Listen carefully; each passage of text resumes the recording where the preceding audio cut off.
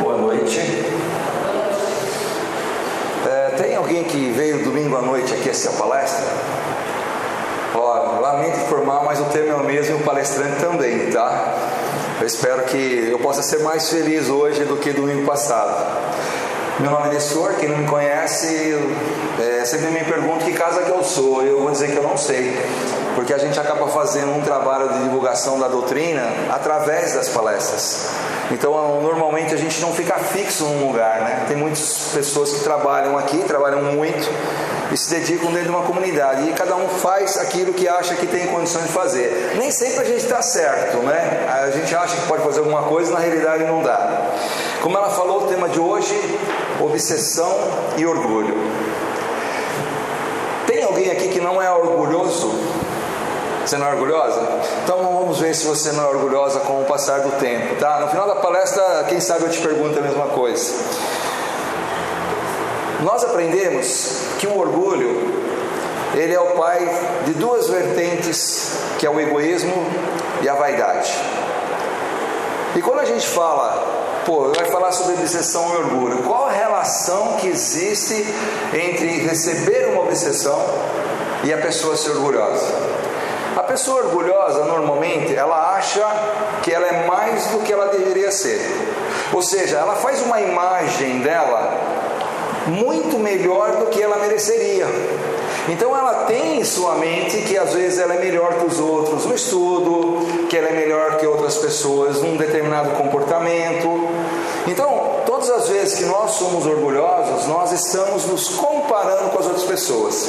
Então eu costumo sempre pensar o seguinte: o orgulhoso é aquele cidadão que está constantemente fazendo observações em relação às outras pessoas e falando para si: eu sou melhor, eu sou pior, eu sou mais rápido, eu sou mais lento, eu sou mais inteligente do que ele, eu sou mais esperto, moralmente eu sou mais elevado que ele.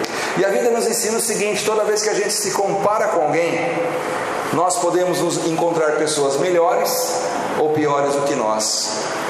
Então o orgulhoso normalmente é aquele cidadão, vou falar o cidadão ou a cidadã, que vive em aflição, porque ele vive numa tormenta diária, numa tormenta para dizer que é melhor que o outro, que ele está numa condição melhor, que o carro dele é mais potente, que ele é mais inteligente.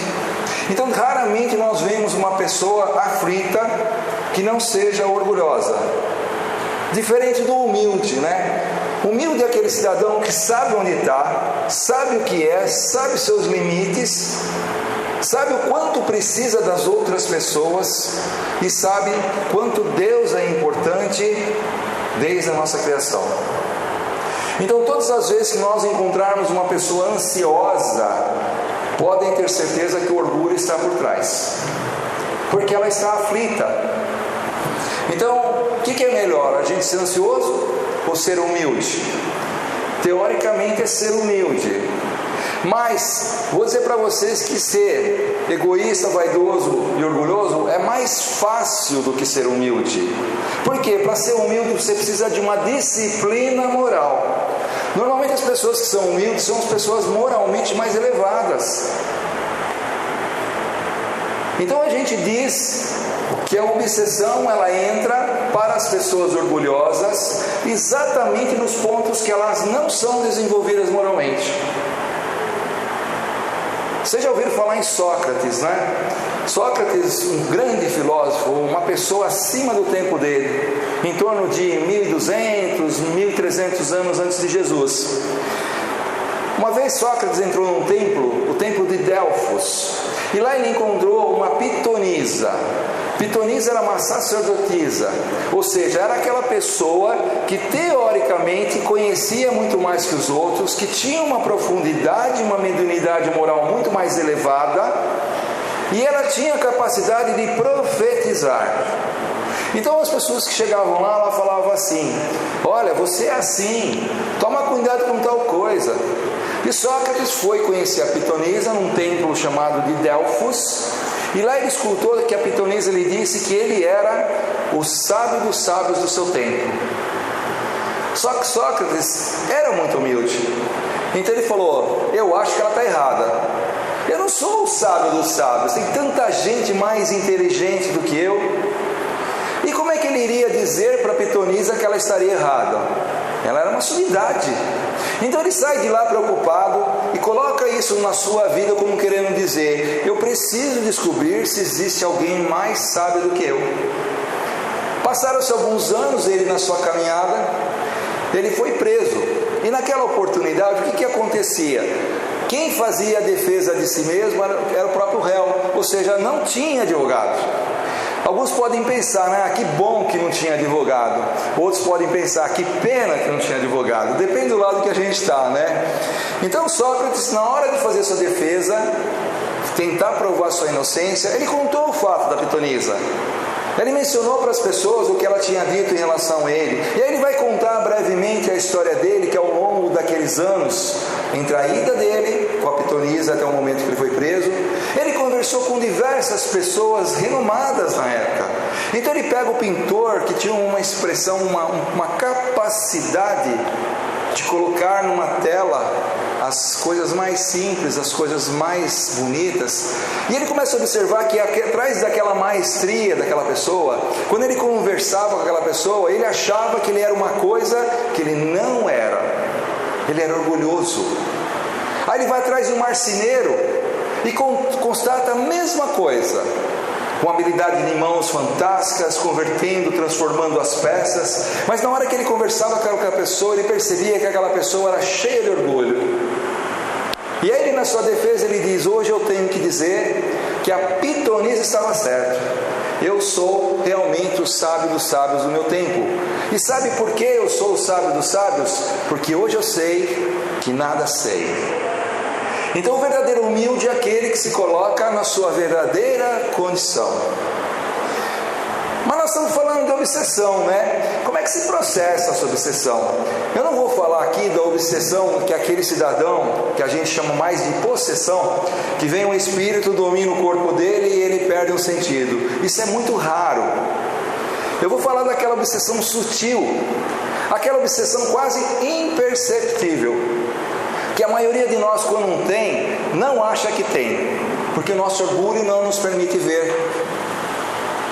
Então são aquelas colocações que ocorrem em nossa vida, aqueles tipos de atitude que nós tomamos, que nós temos certeza que aquela atitude foi feita porque nós queríamos, mas na realidade nós estamos sendo conduzidos, obsediados.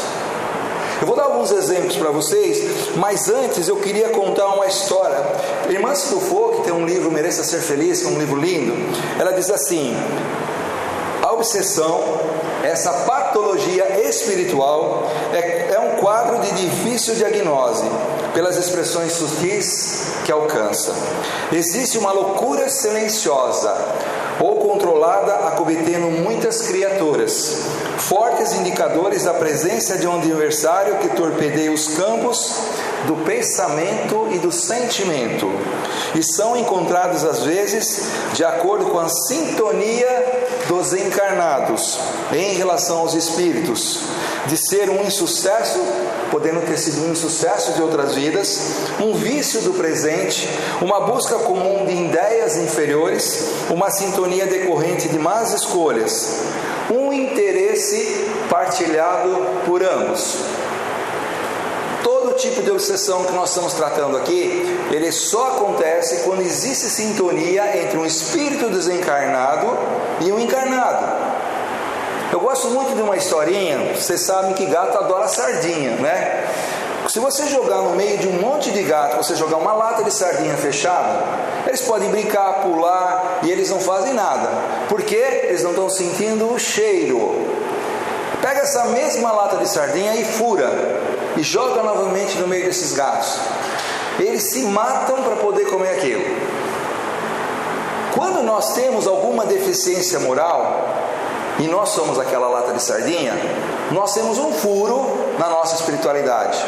Aí os obsessores vêm atrás exatamente dessas fragilidades nossas. Então, para receber uma obsessão, nós temos que estar abertos, estarmos falhos em alguma coisa. Mas o mais interessante dessa história que a gente tem que observar, que nenhuma obsessão do que nós nos tratamos hoje, ela é evitável. todos nós podemos evitar, por um mecanismo que Deus nos deu, chamado livre-arbítrio. Então eu posso receber a informação que aparentemente é minha, e posso dizer através do meu conhecimento, dos conceitos morais que eu adquiri, das instruções que eu tenho, que aquilo não é bom. E eu faço naquele momento a opção do que é certo e do que não é certo. Tinha um desenho muitos anos atrás do Patolino, eu sou velho, tá, pessoal? Que contava a história assim: às vezes quando ele ia fazer uma coisa, aparecia um anjinho branquinho, né, do lado esquerdo dele, e do lado dele aparecia um não tão anjinho pretinho. E esses ficavam se degladiando quando ele tinha que passar por alguma situação, e o branquinho falava: não, olha, perdoa aquele cara, ele não fez por mal. E o outro do outro lado dizia assim: ele é um cafajeste, ele aprontou porque ele quis, ele não queria te ajudar, ele quer te prejudicar. Se nós somos espíritos evoluídos, se nós sabemos o princípio do perdão, da tolerância, qual a opção que nós vamos fazer? Daquela do anjinho bom. Então nós temos a capacidade de discernir sobre o que é certo e errado. Por isso que a gente diz que o obsessor, ele não faz nada conosco se nós não quisermos. Aí a importância da nossa doutrina, que é uma doutrina de fé raciocinada, de você conhecer os princípios, conhecer as verdades, saber o que é certo, saber o que é errado. Muitas pessoas, hoje em dia, se deixam levar pela bebida, pelo cigarro, pela alimentação ruim, por um sexo desenfreado. Muitas pessoas se deixam levar pelas amarguras, pelas raivas, pelos ressentimentos, pelas suas tendências ruins. Isso é uma forma de obsessão. Se eu conheço o que é certo, se eu sei o que é correto, e eu deixo-me levar por uma atitude não tão boa, eu estou permitindo que um determinado obsessor, um espírito, normalmente com uma tendência para o mal, porque o obsessor para o bem não existe. É mentor, é o anjinho da guarda para outras religiões, mas o obsessor a gente descreve como aquele que continuamente vive na nossa vida tentando nos provocar o quê? Atitudes más. O obsessor não tem nenhum interesse que nós evoluamos, que nós sejamos pessoas melhores. Então ele vai dentro daquilo que ele acredita que é certo, porque o que é um obsessor? É um espírito inferior, alguém que um dia, como Jesus, como Bezerra, como Chico, vai também chegar à amplitude espiritual, porque Deus não desampara ninguém. Então a gente costuma dizer que ele temporariamente é um obsessor, porque um dia ele também vai ter a evolução dele. Na hora que ele desenvolver um pouquinho o livre-arbítrio dele, que ele começar a entender que aquilo que ele está fazendo é errado, e ele quiser fazer a opção para o bem, ele deixa de ser obsessor e começa a evoluir. Então é importante que fique bem claro, para ninguém ficar assustado, né? Pô, eu estou rodeado de obsessores. Todos nós estamos. Mas dependendo da sintonia que a gente estiver, a gente permite que eles façam ou não façam parte da nossa vida. Então se eu sou uma pessoa boa, ou tento ser uma pessoa boa, uma pessoa honesta, uma pessoa correta, uma pessoa que traga dentro do seu coração somente amor, benevolência, tolerância, paz, equilíbrio, humildade, o obsessor vai ter vez? Não vai ter vez. Então a opção dele existir na nossa vida em mais ou menos grau, de quem que é? É nossa. A opção é nossa. Então quanto mais humildade nós tivermos, quanto mais nós nos colocarmos na mão de Deus, quanto mais nós soubermos os nossos limites, as nossas imperfeições, mas estivermos dispostos a viver intensamente para mudar, os obsessores não terão vez com a gente. Então nós somos pessoas boas se nós quisermos. É o livre-arbítrio. Eu sempre gosto de dizer que o livre-arbítrio é a capacidade que nós temos de fazer bobagem ou coisas boas sozinho. Agora, como é que nós mudamos nossa conduta? Eu venho aqui hoje no centro, com boa vontade, eu estou aqui falando para vocês coisas que eu acredito, tentando passar um pouquinho, porque tudo que eu estou falando tem embasamento da nossa doutrina, tem embasamento de Jesus. Jesus teria algum obsessor? Não tinha. Por quê? Porque ele era pleno de amor. E um dia nós vamos chegar lá. Então eu estou aqui no centro hoje, fazendo uma palestra, conversando com vocês, tentando passar uma coisa boa. Aqui é maravilhoso, a gente tem uma aura de proteção fantástica. Aí eu vou na rua, eu xingo o primeiro que eu encontro. Eu brigo com a minha esposa, eu sou intolerante com os meus filhos. Vai adiantar alguma coisa? Não. Eu venho nessa casa, ou em qualquer casa, eu trabalho como passista. Eu sou um médium de cura. Eu falo de Jesus para todo mundo, falo da verdade, da bondade de um Deus poderoso, cheio de amor, que nos criou por esse amor. Mas, na minha vida, no meu dia a dia, meu comportamento não é esse. Adianta alguma coisa? Hoje nós vivemos um país numa situação extremamente complicada, onde estão sendo acusados não só políticos, mas empresários até então tidos como com uma índole ilibada.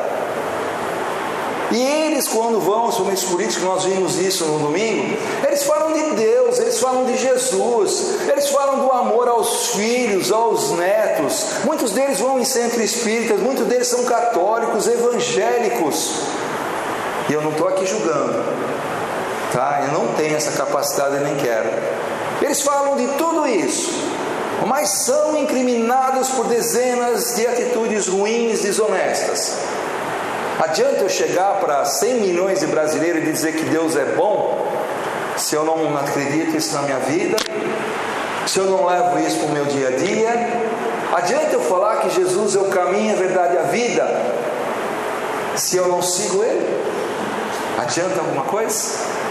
Não adianta nada. Então os obsessores vão existir na nossa vida até o momento que nós conseguimos mudar radicalmente as nossas atitudes e os nossos pensamentos. Então eles, por incrível que pareça, esses obsessores são os nossos maiores professores. É através da dureza com que eles lidam com a gente que nós vamos aprender como evitar, como ser melhor.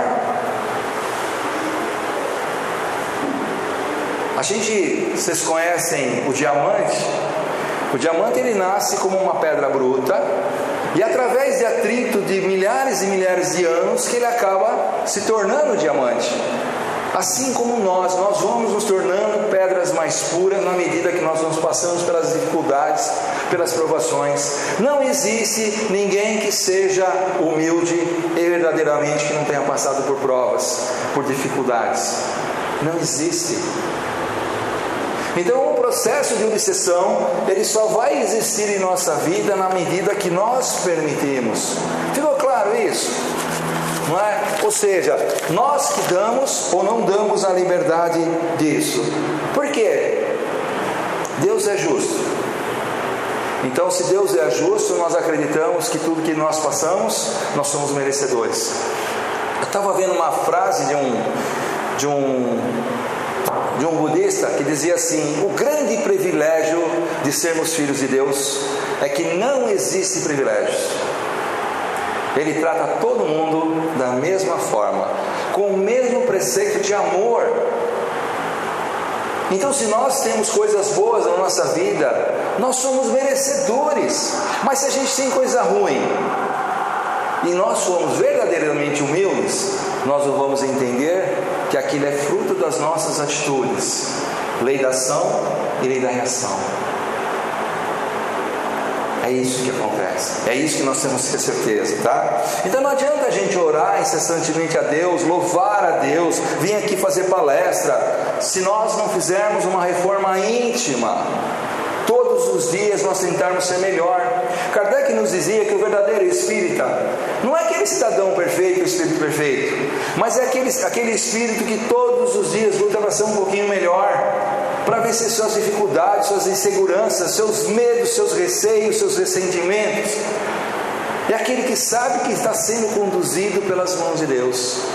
Então quando nós somos humildes, nós temos não só a certeza, nós temos a convicção que Deus está sempre do nosso lado e que o mundo nunca esteve ruim, passa por processos difíceis.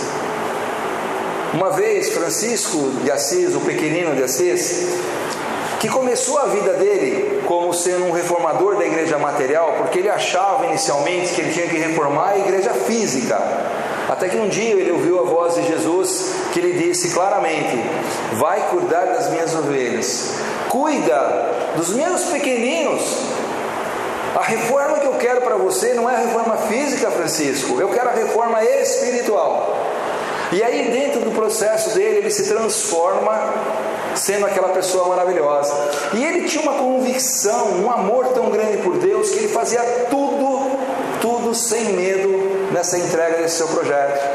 E um dia, Francisco, ele estava indo de uma cidade para outra, era uma época de frio, ele estava com um discípulo, e naquela época não tinha carro, não tinha celular. Quem tinha dinheiro tinha uma carroça ou tinha um cavalo, normalmente um cavalo. E Francisco era muito pobre, porque ele não se preocupava com as coisas materiais. Aí ele vai passar numa determinado mosteiro, estava esfriando, estava escurecendo. Aí ele toca, bate, né? Alguém lá de dentro grita para ele: quem que está aí fora? E ele, com toda humildade: olha, é Francisco de Assis. Quem estava lá dentro falou: ah, não é Francisco de Assis, o pequenino de Assis, o santo de Assis vem bater no meu mosteiro nessa hora. E vai embora, deixando Francisco e o seu discípulo lá de fora. Aí o discípulo que estava do lado de Francisco começou a ficar com medo, e ele fala: Francisco, nós vamos morrer, está escurecendo, é inverno, nós não temos roupa apropriada. E Francisco só sorria. E o discípulo continuava falando: mas você não está com medo? Ele fechou a porta na nossa cara, outro lugar onde nós vamos está muito distante, nós não vamos conseguir chegar lá. E Francisco cantava. Chegou uma hora, esse discípulo falou: Francisco, eu não estou te entendendo, por que você está assim? Nós vamos morrer. Aí ele, com toda aquela passividade, com aquela bondade na palavra e nos olhos, ele vira para o seu discípulo e diz assim: você já parou para imaginar que momento mágico que nós estamos vivendo aqui hoje? Que privilégio que nós estamos tendo hoje? Esse momento nos faz estar 100% nas mãos de Deus. Então o humilde se entrega 100% nas mãos de Deus. Será que nós temos a capacidade de nos entregar 100% nas mãos de Deus? De jeito nenhum. Soprar aqui na frente, de jeito nenhum. É difícil, porque ainda nós não temos uma fé arraigada, nós temos medo. Outro dia fui num velório de um amigo que é espírita, ele tinha perdido o pai dele. O pai dele estava há uns 2 anos com câncer, sofrendo, e ele pegou e estava muito triste, lógico, né, normal. O pai dele começou a fazer quimioterapia, teve uma queda de rendimento, né, na sua parte respiratória, pegou uma infecção pulmonar e morreu. Estava lá no velório dele, ele choroso, né? Eu falei: o Laércio, é o nome dele, diz uma coisa para mim. Quando seu pai estava na cama, doente, sofrendo, o que você mais queria para o seu pai? Eu queria que ele estivesse em paz, eu queria que meu pai estivesse tranquilo. Você não desejava que seu pai estivesse no melhor lugar do mundo? Ele falou: é lógico que eu desejava, eu amo meu pai. E por que você mudou de ideia? Aí ele ficou me olhando no velório. Eu falei: qual o melhor lugar do mundo, de todos os mundos, se não na mão de Deus? Desculpa, eu estou meio gripado. Ele olhou para mim, deu um sorriso, né?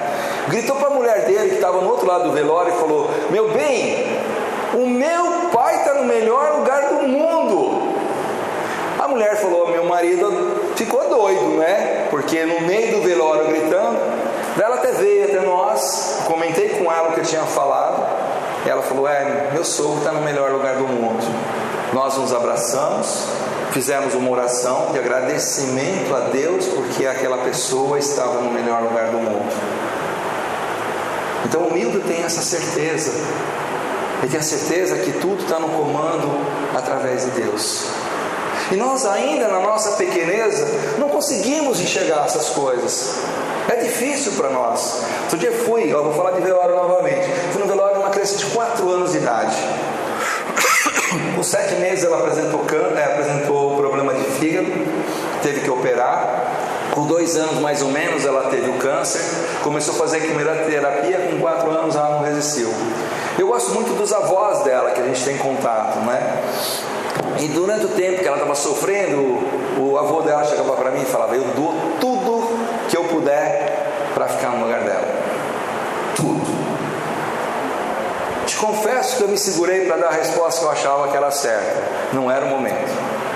Aí quando aconteceu esse falecimento, e é difícil você ver um caixãozinho pequenininho, né? O constrangimento, a dor, o sofrimento de todos era muito grande. Ele me abraçou e falou assim: eu te falei, eu queria estar ali. Eu falei: José, não dá. O projeto de vida dela era aquele. O seu projeto como avô é consolar hoje sua esposa, é consolar sua filha, seu genro, dar o apoio. Vocês são pessoas equilibradas espiritualmente, têm uma boa elevação. Agradece a Deus porque ela viveu 4 anos na vida de vocês, e pelo que eu sei, sempre foi uma grande bênção. Com toda essa doença, sempre foi uma pessoa alegre, feliz, porque isso a esposa dele tinha me relatado. E ela também estava no melhor lugar do mundo. Então aquele que tem condições, capacidade, discernimento de ser humilde, não é tão obsediado. Por que eu digo não é tão? Porque ainda nós não somos capazes de ser totalmente humildes. Nós temos dificuldades. Mas dentro do projeto de Deus, nós vamos chegar lá. E vai ser um determinado dia que nós vamos fazer, como Jesus dizia, as mesmas coisas que ele fazia. Só que vai demorar um pouquinho. Estar nas mãos de Deus. A gente sempre fala, só para concluir, e é um pensamento que eu tenho muito forte na minha vida, que a gente luta todos os dias e todas as encarnações para todo dia você estar um pouquinho melhor, né? Um pouco mais em paz, um pouco feliz. E aí quando a gente tem sofrimento, muitos de nós, principalmente alguns irmãozinhos de outras religiões, pensam assim: um dia Deus vai me acolher, vai me levar nos seus braços, eu vou para o reino dele e eu vou ser feliz naquele dia. A nossa doutrina vai ensinar que estar com Deus é ser feliz mesmo. Só que ela também nos ensina que para estar com Deus, nós já temos que ao longo do caminho ser felizes. Nós temos que conquistar ao longo das nossas vidas a paz, a harmonia, a serenidade, a humildade. Porque só quando nós somos merecedores para esse Deus justo e amoroso, é que nós vamos estar ao lado dele efetivamente. As portas vão se abrir. Se eu bater na porta do reino de Deus hoje, eles vão perguntar: o que você quer aqui? Aqui não é sua casa ainda. Você tem um caminho longo. Então, para nós chegarmos ao estágio definitivo, nós temos que diariamente tentar ser felizes, estar sendo bondosos. E a doutrina nos ajuda, porque ela nos explica todas as coisas que acontecem na nossa vida. Nenhuma doutrina que nós conhecemos, que tem muitas doutrinas muito boas, tem a capacidade de esclarecer todos os fatos da nossa vida. As nossas angústias, as mortes físicas, os desgostos, as traições. Nenhuma doutrina tem a capacidade que nós temos. Mas não adianta a gente ter todo esse material se nós não fizermos a nossa opção. Eu quero mudar. Eu quero me entregar nas mãos de Deus 100%. Eu acredito que sem Ele eu não consigo viver. E só com Ele eu posso viver. Que assim seja. Vamos fechar os olhos?